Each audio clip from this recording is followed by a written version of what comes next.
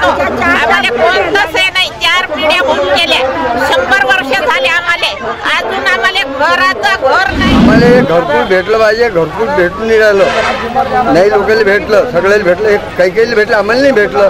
तर आमचं म्हणणं एकच आहे की आम्हाला घरकुल पाहिजे। मदारी समाज के आदमी है, नदी के किनारे पे हमारे झोपड़े सर, जब पानी आता ना तो हम भगते साथ कहीं कंप्यूटर पे खोदाते, कहीं स्कूल में खोदाते बच्चे देने के। महिन्यात 3 तारखेला आम्ही निवेदन दिलं तुम्हाला, तुम्ही काय बोलले तर माझ्यासोबत 2 वेळेस तुम्ही हेच शब्द दिले की सर्वे करतो बिलनपुऱ्या दुलागेटचा, नाही झाला, कोणीच नाही आलं। आमच्या हक्काचे,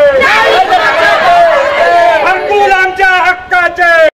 अचलपूर नगरपालिका क्षेत्रातील बहुतांश नागरिकांना घर राहण्यासाठी नसल्याने त्यांना घरकुल योजनेचा लाभ मिळावा याकरिता 5 फेब्रुवारी रोजी भव्य जन आक्रोश मोर्चा शिवतीर्थ छत्रपती शिवाजी महाराज यांच्या पुतळ्या जोडून तर अचलपूर नगर परिषदेच्या कार्यालयावर काढण्यात आला। यावेळी मोर्चाचे नेतृत्व रिपाई अचलपूरचे अध्यक्ष किशोर मोहोळ व माजी नगरसेवक बाळासाहेब वानकडे यांच्या नेतृत्वात करण्यात आली।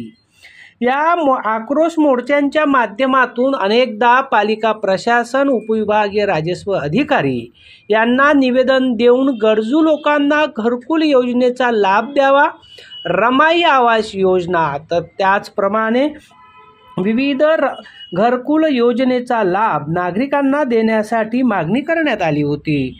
मात्र प्रशासनाकडून सतत दुर्लक्ष केले जात असल्याने अखेर जन आक्रोश मोर्चाचे आयोजन आज करण्यात आले होते।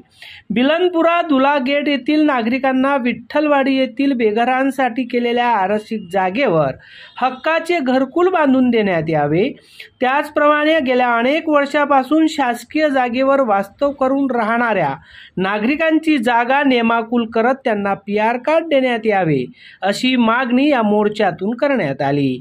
यावेळी प्रभाकर मोहोळ, सुनील थोरात, विलास थोरात, सुनील जोंजाळ, रमेश बळगे, संजय सेंगाडे, सुनील लाड आदी पदाधिकारी मोठ्या संख्येने नेतृत्व करत होते। यावेळी अचलपूर परतवाडा शहरातील नागरिक मोठ्या संख्येने या जन आक्रोश मोर्चात सहभागी झाले होते।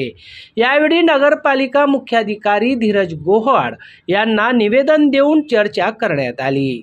सानू खान सह जितेंद्र रोडे, अध्ययन समाचार लाईव्ह, परतवाडा। पण आम्हाला घरकुल बिलकुल मिळाला नाही। आम्ही कशा परिस्थितीमध्ये राहतो, आमच्या लहान लहान लेकराला घेऊन, आणि आमच्या घरामध्ये इचू काटा, पाणी वगैरे, पाणी जेव्हा येते तेव्हा पुरी पंदी फाटून जाते, ना घरावर टीना आहे ना काही। आम्हाला एवढी गरज आहे घराची, प्लीज तुम्ही आम्हाला कृपया करून घर द्या। कोरकोटा जवळ घर देऊ शकत ना, तर आम्हाला विठ्ठलवाडीत घरकुल पाहिजे।